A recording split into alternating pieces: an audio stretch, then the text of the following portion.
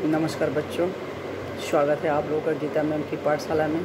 आज मैं आप लोगों के लिए लेकर आए हूँ क्लास 12 से आरोह भाग से आत्म परिचय का जो दूसरा भाग है, दिन जल्दी जल्दी ढलता है। इस काव्य पंक्तियाँ की व्याख्या मैं आप लोगों को विस्तार से अभी बताऊँगी।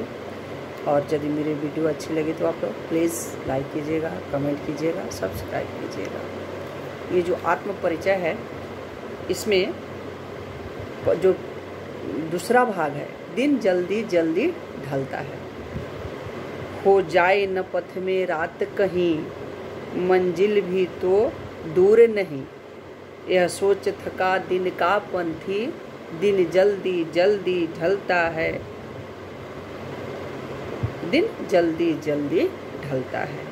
प्रस्तुत पंक्तियाँ में हरिवंश राय बच्चन जी द्वारा लिखित है और कह रहे हैं कि दिन भर चलकर जब हम अपनी मंजिल की तरफ पहुंचने वाले होते हैं, तो जब मंजिल पास आने वाला होता है तो वह अपने प्रिय के पास पहुंचने वाले क्षणों का बहुत बेसब्री से इंतजार करता है और उसे डर लगने लगता है कि कहीं रास्ते में चलते चलते उसे कहीं देर न हो जाए।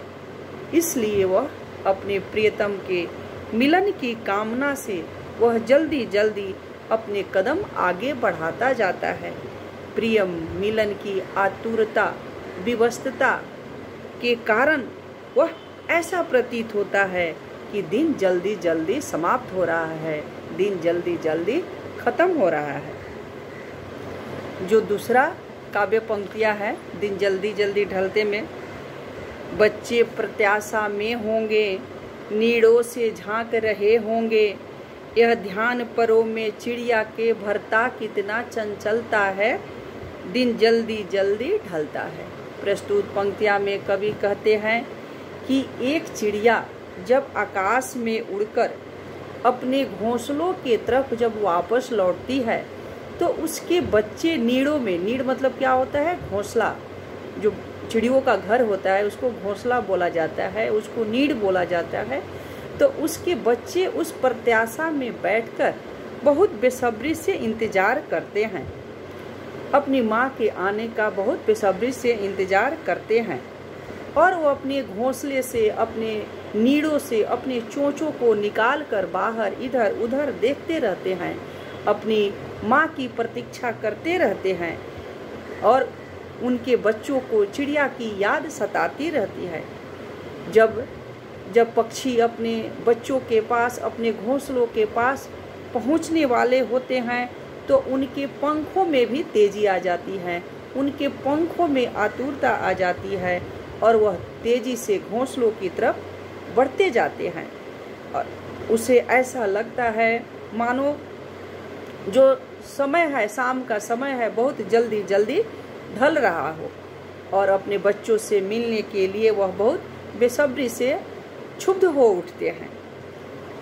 जो 3rd नंबर काव्य पंक्तियाँ है, दिन जल्दी जल्दी ढलने का, मुझसे मिलने को कौन बिकल, मुझसे मिलने को कौन बिकल, मैं होऊं किसके हित चंचल।